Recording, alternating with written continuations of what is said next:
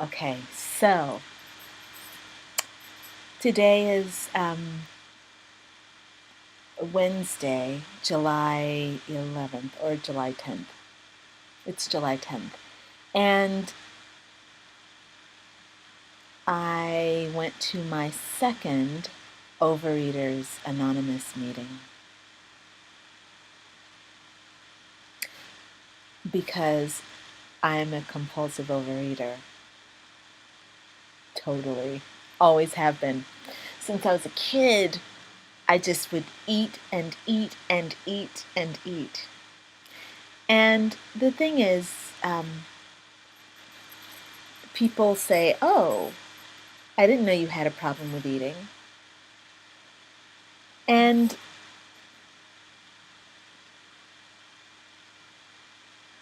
I do. It's not just that I love to eat, it's that I use food to get grounded and to get comfortable and to get satisfaction and to get pleasure. And so food is not really meant to be your primary source of satisfaction and pleasure. It's meant to nourish. So, um, I've been living with this eating disorder all my life,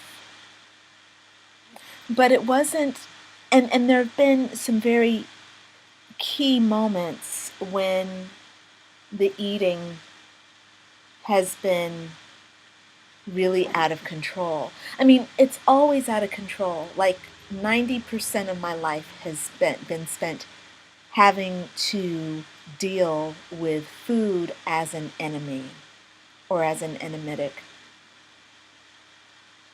And it's not that, but there've only been 3 points in my life where I've been significantly overweight. And I'm either exactly at a wonderful weight or else I'm obscenely overweight. And by obscenely overweight, it means I go from being 130 pounds, which is great on me. At 130 pounds, I'm a size 2. Like I'm a muscular girl. So 130 means that I'm little, 26-inch waist.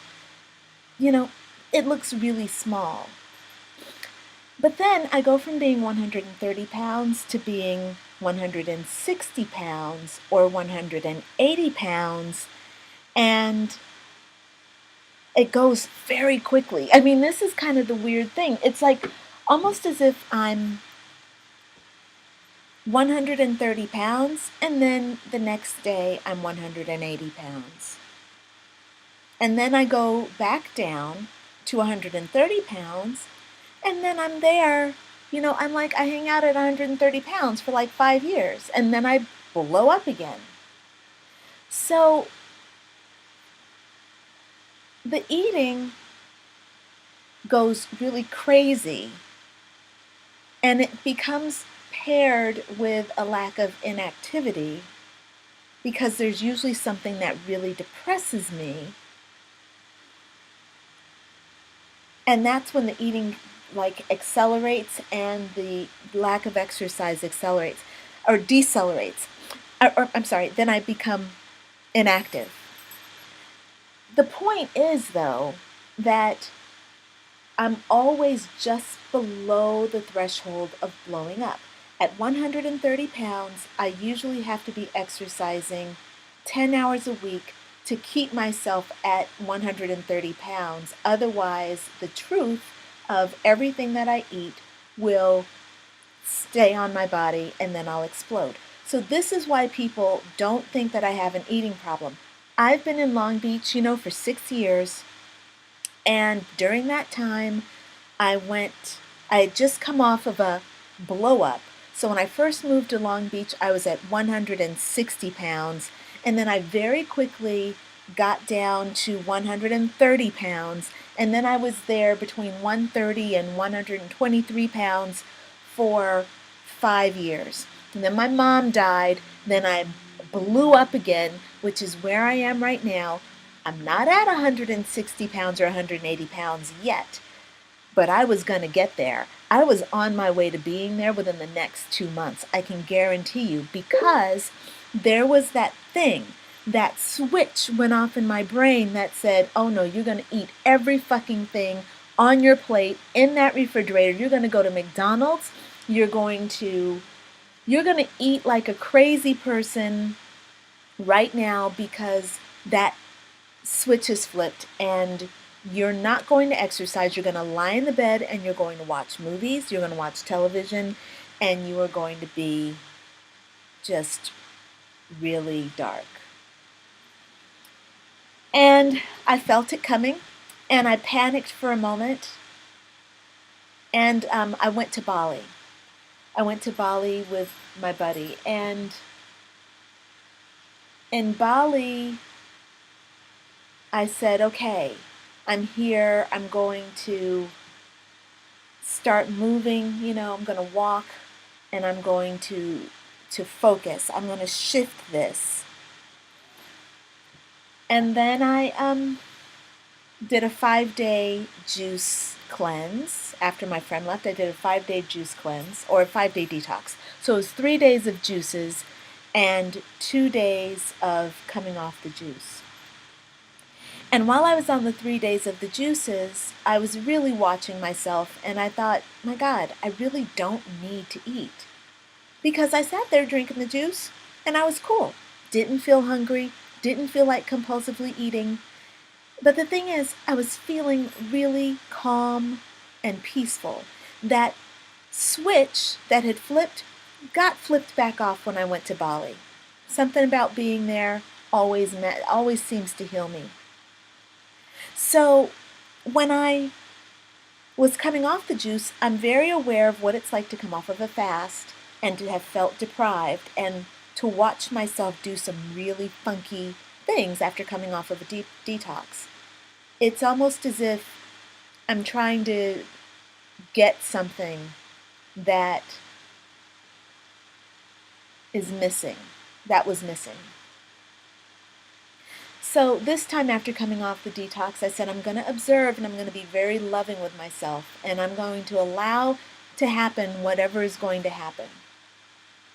So for the first 2 days after the detox, no problem. But on the flight home, that switch flipped again, and all of a sudden I just had to eat. I had to eat. I had to eat.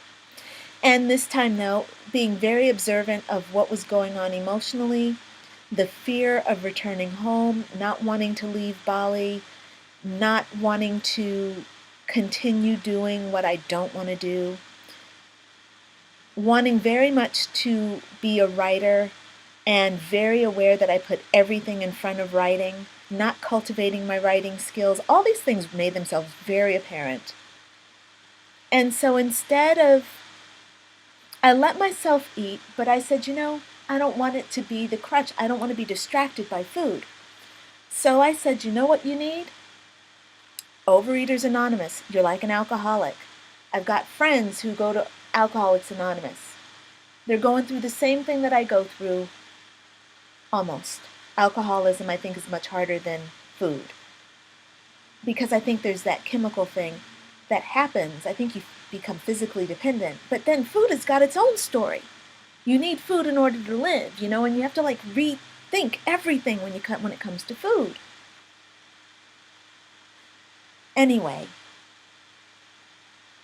I said I'm going to Overeaters Anonymous, and I went to a meeting on Sunday, and the meeting was really funny. It was so typical, like they make fun of, like on Saturday Night Live, like you say your name and everyone says hi, and then people tell their stories.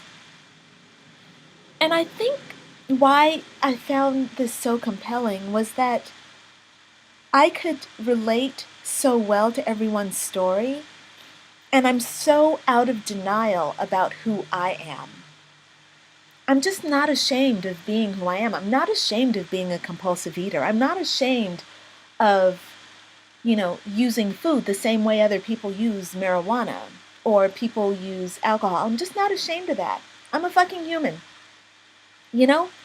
If you ask me, sometimes life is really hard. And especially the way I was raised, thinking that life is hard, it's the way I think. So I just feel like I am who I am and it is what it is, you know?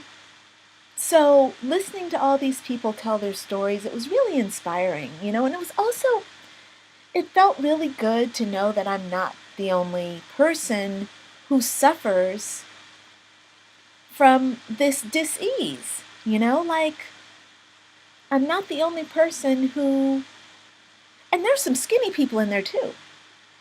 Like, you know, really slim people who deal with food.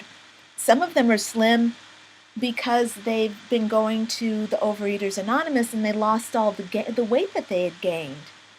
And they go to their meetings regularly to support other people, but also to remember what it is that they are supposed to be remembering about food and to remember the place that food is supposed to hold in their lives. So that's where I am. That's what I did. I'll tell you more later because I think I'm going on a bit long. Okay, bye for now.